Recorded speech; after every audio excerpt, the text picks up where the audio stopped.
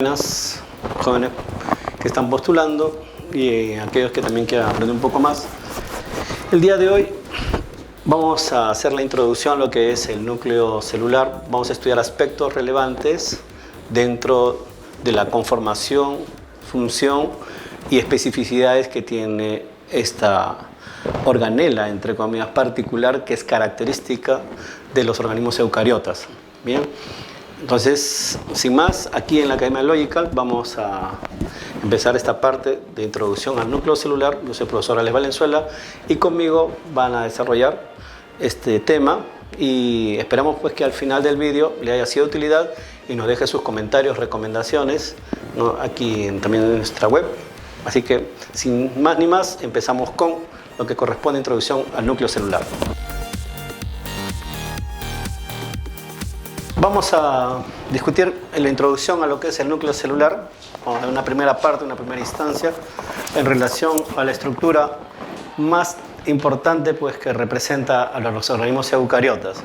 Al respecto, posteriormente vamos a desarrollar en otros vídeos aspectos, puntos más relevantes, también más profundos acerca de esta estructura y también sobre la teoría que permite la parte taxonómica de los eucariotas acerca de la génesis de esta estructura, de la teoría, las dos posturas respecto a la eucariogénesis, pero eso posteriormente para que pueda tener una mayor información y con ello pues anexar datos y poder compilar de forma tal que lo relevante a esta estructura y su consideración desde el punto de vista evolutivo, también para la parte taxonómica, pues le sea de bastante utilidad. Bien. En esta primera instancia, como introducción a la estructura que denominamos el núcleo celular, vamos a definirlo pues como la parte más importante o destacada, relevante que tiene las células eucariotas. En un punto pues ha sido mal llamado cerebro de la célula, lo cual no es correcto por si acaso. No es un cerebro propiamente dicho y tampoco es el centro de comando. Por eso es que para poder aclarar esos puntos de manera específica, vamos a tocar lo siguiente: las funciones y los procesos nucleares, porque en eso va a estribar y va a gravitar la importancia de esta estructura. Primero, el almacenamiento de la información genética, o sea, cómo es que logra compactar la información genética. Y ahí, bueno, le dejo un tip, por ejemplo, en el caso de las células reproductivas a nivel de epitelio germinal, si uno observa una célula germinal primordial, ¿no?, que es bastante grande, con un núcleo prominente, por ejemplo en el caso de una espermatogonia, y luego de transitar pues, por todo el proceso de gametogénesis hasta el final de obtener un espermatozoide, de ese enorme núcleo a tener un núcleo pequeño, y supuestamente esta célula primordial es diploide y el otro es haploide, la mitad. Pero resulta que es mucho más pequeño. O sea, ¿cómo hace para poder almacenar la información genética y que bajo las reglas pues, precisas de la replicación se pueda mantener generación tras generación y así de manera consecutiva? Bueno, de eso en el caso de los eucariotas se encarga el núcleo celular, almacenar y mantener esa parte de información genética que es lo más relevante, ya que la función más importante de todo ser vivo es la reproducción. Seguidamente, recuperar la información almacenada en el ADN para formar ARN. Bueno, este es el proceso básico que tiene pues, parte del ciclo celular que ya se ha tratado en otro vídeo en relación pues, a lo que denominamos la etapa más relevante en el ciclo celular, que es la interfase. Esto, pasar el ADN en forma de ARN, proceso también conocido como transcripción, es parte pues, de un mecanismo que ha asegurado, en este caso, tanto en procariotas como en eucariotas, la permanencia de la especie, ¿no? Recuperar la información almacenada, ¿no?, en desoxirribonucleótidos para pasar a una forma activa de ribonucleótidos para que pueda ser compilada, o sea, a través de un proceso denominado síntesis de proteína, ya que todo ser vivo es una bolsa de agua y proteínas. Proteínas, pues, en sí es una de las estructuras más importantes para caracterizar una célula o una forma de vida.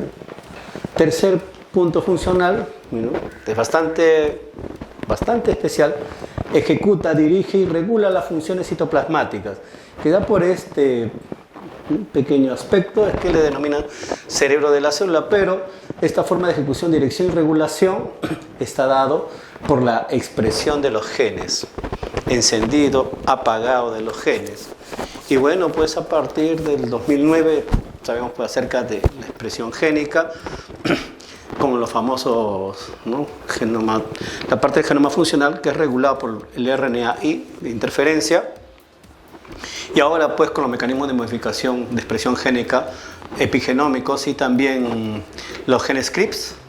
Esto pues ha tomado bastante relevancia en la actualidad en referencia pues a esta función de regulación de la expresión de los genes. Por ejemplo, en el caso de una persona común y corriente, cuando uno es pequeño, ciertos genes aún no han sido expresados, pero cuando pasa la adolescencia se enciende, o sea, hay un mecanismo de regulación génica dado por el reloj biológico y se va a expresar tal o cual característica. Eso está comandado pues, por el patrimonio génico del individuo influido por el ambiente. Va a partes básicas pues, que uno entiende en genética, que le recomendamos, también tenemos un vídeo al respecto sobre la expresión de esta forma tan particular que tienen los seres vivos en relación con su entorno. Bien, ahora vamos a enunciar los famosos procesos nucleares. Ya tenemos las funciones, ahora vamos a hacer la parte procesual, o sea, la parte ejecutora.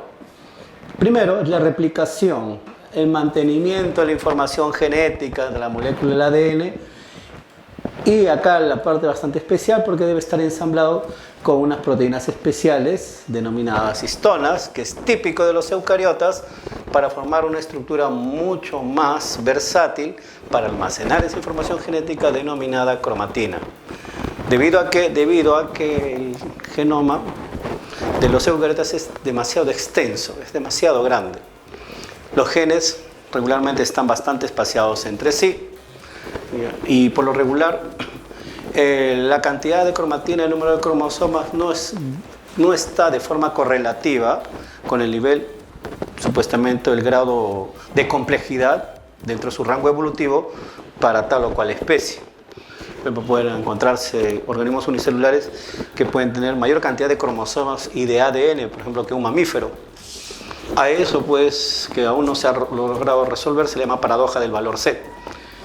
Y se toma bastante en consideración esto de la cromatina y su estudio. Nosotros en un vídeo mucho más adelante vamos a tratar única y exclusivamente este aspecto para poder dilucidar parte de la maquinaria que comprende y compete el flujo de la información a nivel génico-molecular.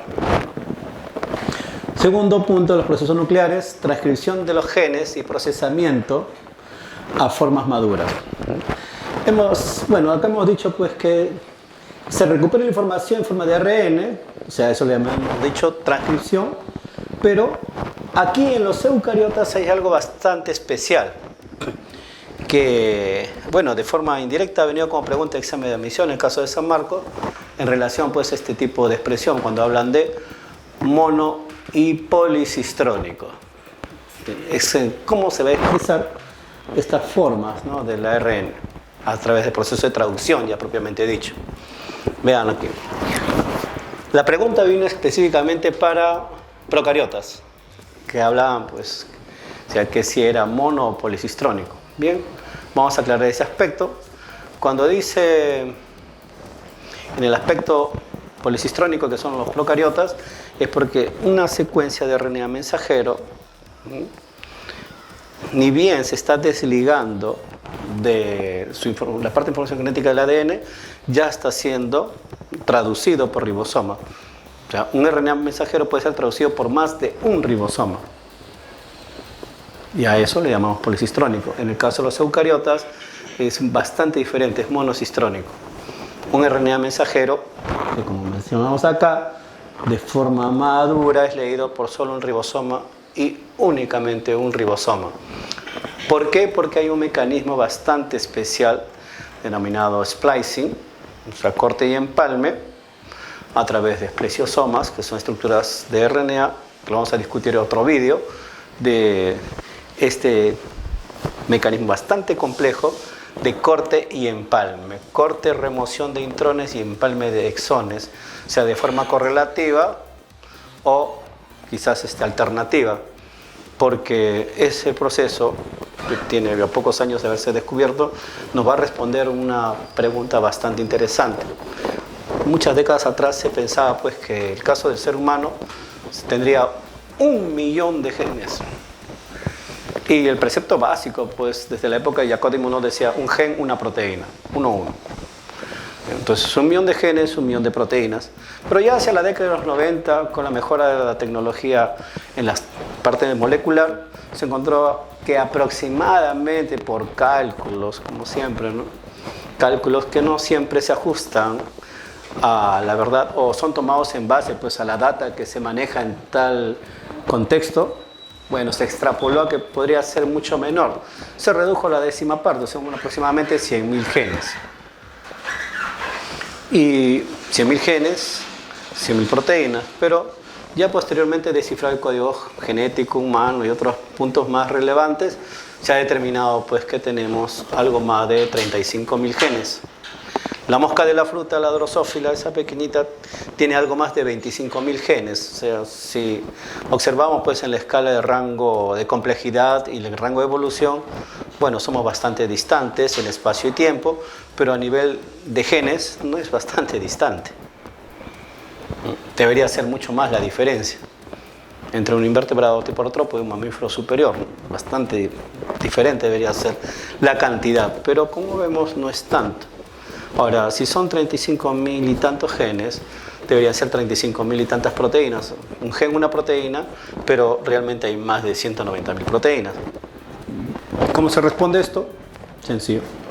Gracias al proceso ¿ya? de formación de estructuras maduras o splicing alternativo. Esto vamos a tratar posteriormente porque tiene una serie de mecanismos de trabajo pues, en el cual el cómo estas estructuras comienzan a reconocer dónde empieza y termina un intrón para ser removido, qué es lo que emplea para ser removido, cómo es el criterio de empalme, cómo se configura una forma madura de ARN mensajero y su extrapolación pues, hacia el medio extracelular. Este proceso, como estamos denotando, es exclusivo de eucariotas, eso no ocurre en procariotas. La maduración de un ARN, en este caso el primogéneo se llama heterogéneo nuclear, hacia una forma de ARN mensajero maduro. Tercer proceso nuclear bastante importante, eucariotas 100%, es la regulación de la expresión genética. Es cierto que en la década de los 60 nos sale la teoría del operón lactosa, con el cual Jacob Monod gana el Nobel, hacia los 70 casi. Bien, eso solamente es para procariotas. La regulación y la expresión génica de los eucariotas es bastante especial.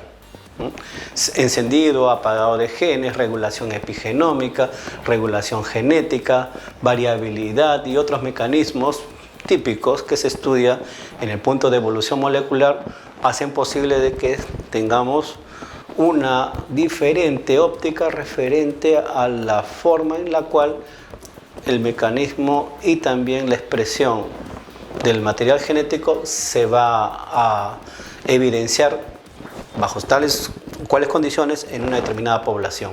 Este es básico para los eucariotas.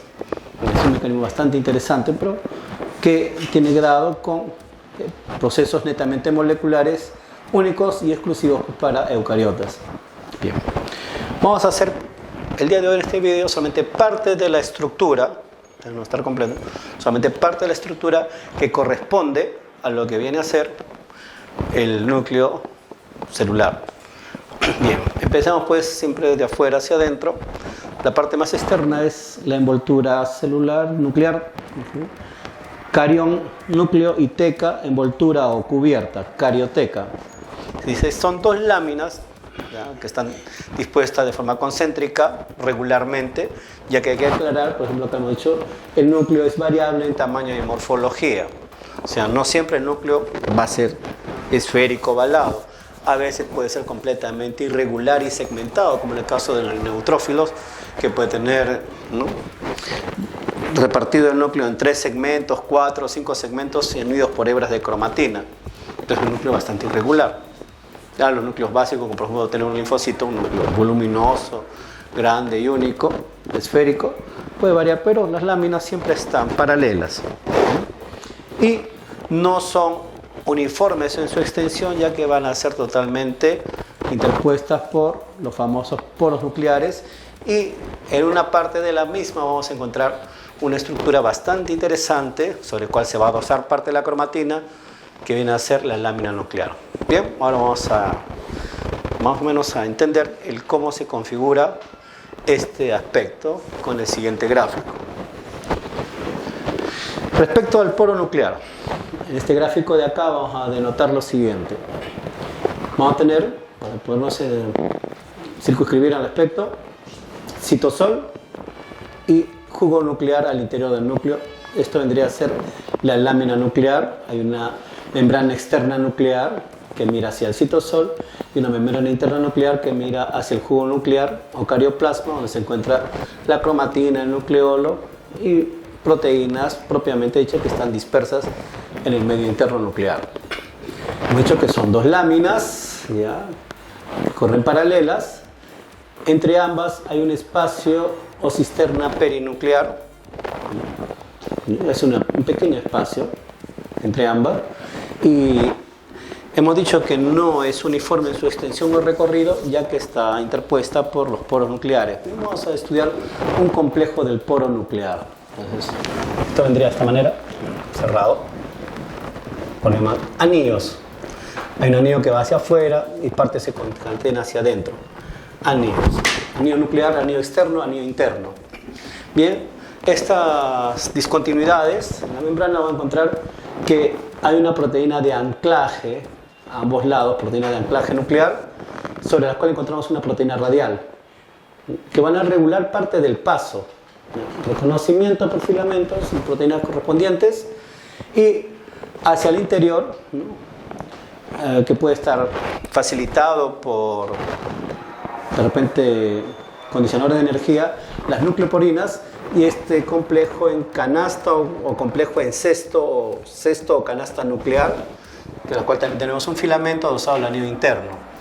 Todo ello conforma el famoso complejo del poro, que por lo regular, si lo vamos a describir a continuación, dice que está formado por disposición octamérica de proteínas. Por eso dicen, ¿no?, el poro nuclear está formado por un complejo de 8 porinas nucleares, un octámero de porinas nucleares, que se parece bastante a la bóveda de seguridad de un banco. O sea, si hay una señal, rota y se abre la estructura. O si hay otra señal, rota en sentido contrario y se cierra la estructura, permitiendo la entrada o salida del núcleo. ¿Por qué tanto control? Porque evolutivamente los eucariotas han generado un sistema de regulación denominado complejo del poro nuclear respecto al contenido del núcleo, porque aquí se guarda la información genética, y es por eso que no cualquier sustancia puede atravesar tranquilamente estas membranas y llegar al contenido nuclear. Siempre lo va a hacer a través de un complejo denominado poro nuclear que regula este paso. Entonces vamos a ver cómo está conformado. Vamos a tener 8 columnas proteicas, que son las paredes laterales. Vamos a tener el anillo externo y el anillo interno, que también están en múltiplos de 8 unidades proteicas, y el anillo interno también 8 unidades octaméricas, 8, las láminas. Aparte las proteínas de anclaje que van hacia los lados, también se fijan a cada columna de espacio perinuclear, y hay interacciones, ¿no?, hidrofílicas, porque muchas de estas proteínas son hidrosolubles en cierta forma, y las nucleoporinas propiamente dichas, que intervienen en el proceso de transporte de sustancias a través del poro, o sea, regulan el paso de sustancias tanto de entrada como salida. Por ejemplo, salida de RNA mensajero maduro hacia el citosol. Bien, la cisterna perinuclear de la parte de la membrana externa nuclear se va a continuar con la proporción del, ¿no?, la prolongación de esto que viene a ser parte del retículo rugoso.